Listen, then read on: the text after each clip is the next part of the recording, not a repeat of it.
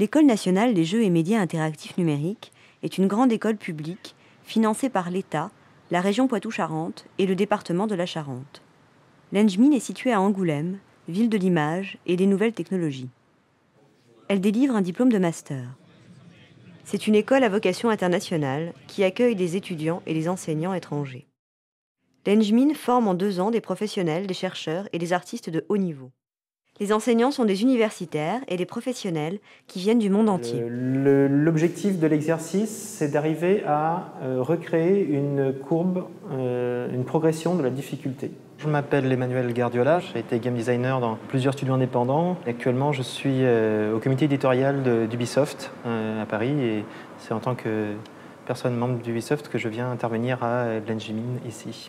Donc il faut organiser astucieusement la présentation pour valoriser au maximum votre travail, parce qu'il mérite d'être valorisé. But normal human beings, that is not a gamer, they might use their brain. You have to try to go further and to avoid those enemies and not seeing them. Well, it's very imaginative. It's very unusual. Les étudiants sont formés à 6 spécialités. Game design, conception visuelle, conception sonore, programmation, ergonomie et chef de projet. Je suis en 2e année à l'Engmin. Je suis en section graphisme. Là, on peut voir les personnages de Wild West. Donc, au début, c'est les croquis qu'a fait Manu. Tout est en carton découpé, en papier découpé. Donc l'univers est assez loufoque. C'est du western, mais du western mayonnaise. Je suis programmeur à l'Engmin. Personnellement, je viens du Nord-Pas-de-Calais et mon parcours, c'est un parcours universitaire classique. Je veux faire des jeux vidéo depuis que je suis tout petit et dès que j'ai eu connaissance de l'Engmin, j'ai foncé sur l'occasion et ça a marché. Maintenant, je suis très content d'être là. Je suis chef de projet en Master 2 ici à l'Engmin.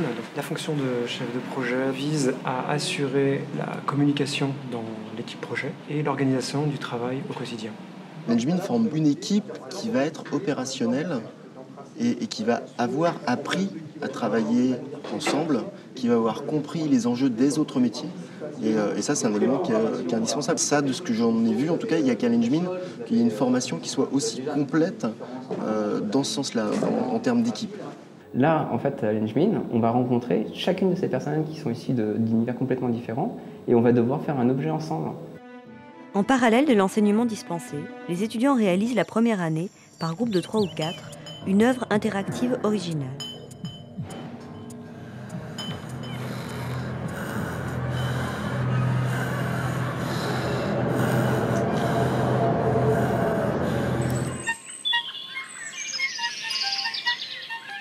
La 2e année, ils forment une équipe de 9 étudiants, comportant des représentants de chaque spécialité, afin de réaliser ensemble la pré-production d'un jeu, exactement dans les mêmes conditions que celles des studios professionnels.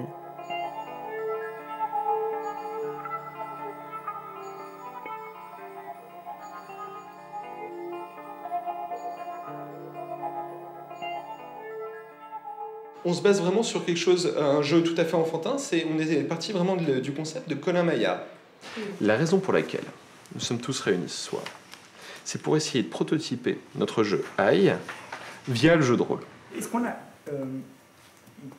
4 souvenirs différents ou est-ce qu'on a un seul souvenir? Vous vivez tous la même chose là. Vous vivez tous la même chose. Je m'appelle Matthew Tompkinson, j'ai 25 ans, je suis étudiant dans la spécialité Game Design. Celui qui veille à ce que tous les rouages fonctionnent bien et que toutes les mécaniques du jeu s'en suivent, que le joueur sache précisément ce qu'il a à faire à quel moment, comment est-ce qu'il peut le faire, quels sont ses moyens et quels sont ses obstacles ou les difficultés.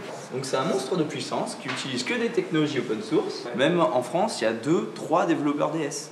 Alors ces informations-là, d'où est-ce que vous les tirez? Warriorware.com. Voilà en fait les images en 3D que nous avons réalisées avec Maratis, l'éditeur de jeux que nous avons développé en fait cette année pour développer notre jeu AI. Grâce à cet outil, on a tenté le défi de retranscrire toutes nos images qui étaient faites à la base en 2D en 3D. Une des petites contraintes qu'on s'était fixées un peu au départ, c'était d'essayer de faire un jeu dans lequel on peut fermer les yeux. La première image qu'on peut avoir mentalement d'une image où on ferme les yeux, ce serait d'avoir beaucoup de noir. Les personnages, c'est de la matière de grain photo. Les cheveux, plutôt des coups de pinceau. Au niveau de la couleur, on utilise des méthodes qui donnent un petit peu de profondeur. Par exemple, j'utilise des couleurs chaudes en premier plan et des couleurs froides en arrière-plan donne vraiment une profondeur et du coup on est beaucoup plus attiré par la lumière bleue ici que par la deuxième lumière qui est sur le côté. Dans l'Institut, chaque source lumineuse est purement justifiée. Par contre, dans le souvenir, les zones de lumière sont de l'ordre du souvenir.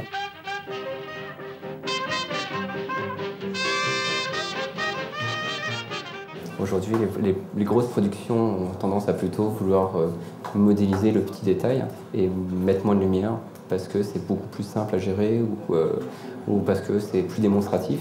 Nous, on a voulu prendre vraiment à contre-pied ça, et en mettant moins de polygones, mais beaucoup plus de lumière, ce qui nous permet de gérer plus les ambiances et aussi, dans un sens, de se démarquer par rapport aux productions actuelles. On s'est retrouvés ce matin donc, au LISA pour pouvoir faire des enregistrements voix des dialogues de AI. Pour nous, c'était important en fait, d'avoir cette rencontre avec les comédiens parce qu'il va y avoir une grande part de dialogue dans notre jeu. Et il nous a fallu en fait un cadre professionnel pour pouvoir enregistrer les différentes voix. Vous pensez qu'on reprend tout là? La première. On voulait garder quand même quelque chose d'assez réaliste. Donc comme les graphistes vont déjà pousser l'image de façon très très BD, mais avec le son on va quand même garder quelque chose de plus classique et de plus réaliste et éparpiller les choses étranges plutôt dans la gestion du son dans l'espace, comment ça va être placé, mais pas dans la texture elle-même des sons, quoi. À la fin de la deuxième année, les étudiants présentent leurs travaux à un jury de professionnels et répondent à leurs questions. Est-ce que ça emmène des améliorations du gameplay à découvrir, est-ce que le joueur va avoir l'impression de s'améliorer et de gagner en expérience, pas avec des points d'XP, mais enfin de progresser lui-même par rapport à son personnage?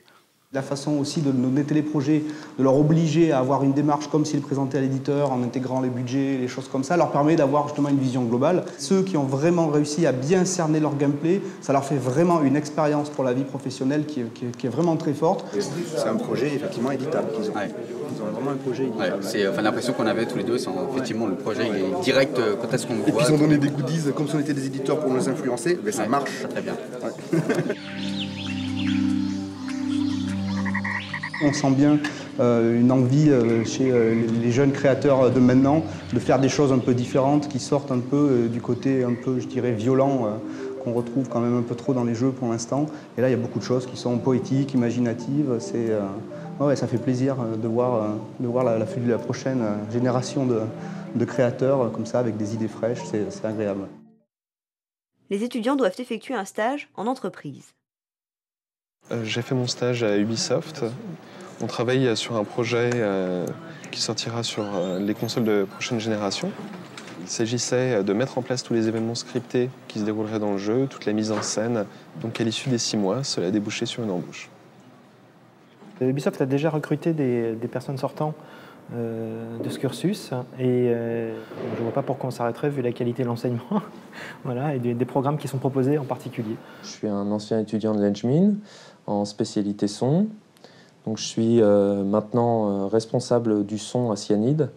Donc, Cyanide, c'est une entreprise de jeux vidéo qui sort 3-4 jeux par an actuellement. Donc, en fait, avec Anaël, on a décidé, à la sortie de l'Engmin, de créer notre structure. Là, on a une véritable opportunité de pouvoir monter une filiale. En fait, il y a une société qui s'appelle IMS qui souhaite développer une filiale qui va faire du serious gaming. Donc, le serious gaming, c'est du jeu, mais pour l'entreprise.